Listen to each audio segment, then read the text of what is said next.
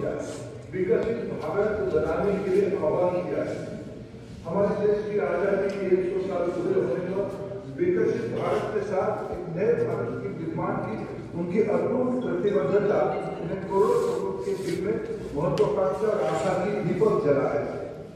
मित्रों, प्रधानमंत्री जी कहते हैं यही समय सही समय है।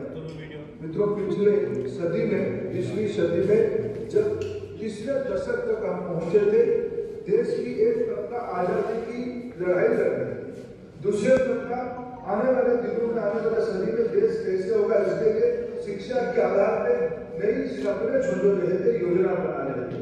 आज आवश्यकता है हम समाज की सभी घटकों को, विशेष करके शिक्षाविदों को, विद्यार्थियों को, शिक्षा से जुड़े हुए सभी दायित्ववान लोगों को इकट्ठा करके विकसित भारत की विमर्श में जोड़ने की आवश्यकता है। शिक्षा विभाग की ओर से अभी देश में अमृतकाल दिवस विकसित भारत 2047 की एक सीरीज ऑफ डायलॉग चल रहा है। उसी को आगे बढ़ाते हुए आज हम सभी का परम सौभाग्य है उसको जन आंदोलन की रूप देने की प्रधानमंत्री नरेंद्र मोदी जी ने खुद आज देश की सभी मान्यता शिक्षाविदों को उसके माध्यम से देश की शिक्षा जगत को संबोधित करने का एक अवसर हम सभी के लिए बनाया है।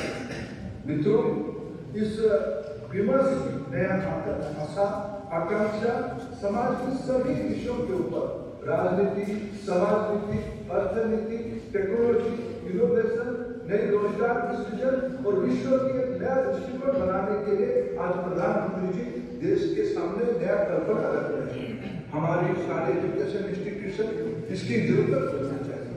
आज हमारे दायित्व है इस विमर्श को देश की नई पीढ़ी के अंदर हमारे कुलपति, हमारे डायरेक्टर्स, हमारे प्रोवोस्ट, हमारे सारे फैकल्टी, जैसे आजादी की लड़ाई के समय में सभी के अपने अपने दायित्व था। आज प्रधानमंत्री जी ने आह्वान किया है सभी को अपना कर्तव्य करना पड़ेगा।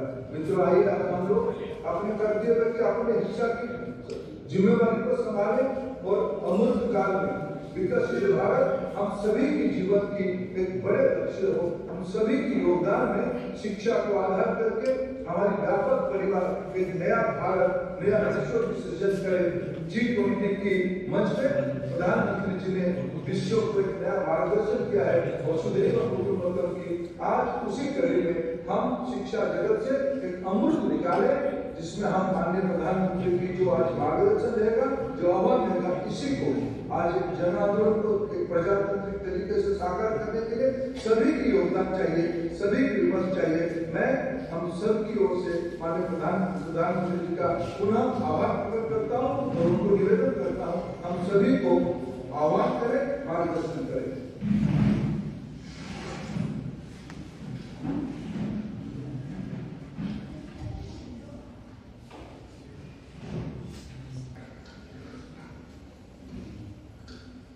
केंद्रीय मंत्रिमंडल के मेरे सहयोगी धर्मेंद्र प्रधान जी, देश भर से हमारे साथ जुड़े राज्यपाल श्री, शिक्षा जगत के महानुभाव, देवी और सज्जनों, आज विकसित भारत के संकल्पों को लेकर बहुत ही अहम दिन है। मैं सभी गवर्नर्स को विशेष बधाई दूंगा कि उन्होंने विकसित भारत के निर्माण से जुड़ी इस वर्कशॉप का आयोजन किया। देश की युवा शक्ति को दिशा देने का दायित्व जिन साथियों पर है, उनको आप एक मंच पर लाए। शिक्षण संस्थानों की भूमिका व्यक्ति निर्माण की होती है और व्यक्ति निर्माण से ही राष्ट्र निर्माण होता है। हर देश को इतिहास एक ऐसा कालखंड देता है जब वो अपनी विकास यात्रा को कई गुना आगे बढ़ा लेता है। ये एक तरह से उस देश का अमृतकाल हो गया। भारत के लिए ये अमृतकाल इसी समय आया है। ये भारत के इतिहास का वो कालखंड है जब देश एक क्वांटम जंप लगाने जा रहा है। हमारे इर्द गिर्द ही ऐसे अनेक देशों के उदाहरण हैं जिन्होंने एक तय समय में ऐसा ही क्वांटम जंप लेकर खुद को विकसित बना लिया। इसलिए ही मैं कहता हूं, भारत के लिए भी यही समय है, सभी समय है। हमें इस अमृतकाल के पल पल का लाभ उठाना है। हमें एक भी पल गंवाना नहीं। साथियों, हम सभी के सामने प्रेरणा के लिए आजादी का हमारा लंबा संघर्ष भी है। जब हम एक ध्येय के साथ, एक जोश, एक जज्बे के साथ आजादी को अंतिम लक्ष्य मानकर मैदान में उतरे, तब हमें सफलता मिली। इस दौरान सत्याग्रह हो, क्रांति का रास्ता हो, स्वदेशी को लेकर जागरूकता हो, सामाजिक और शैक्षिक सुधार की चेतना हो, ये सारी धाराएं एक साथ मिलकर आजादी के आंदोलन की ताकत बन रही थी।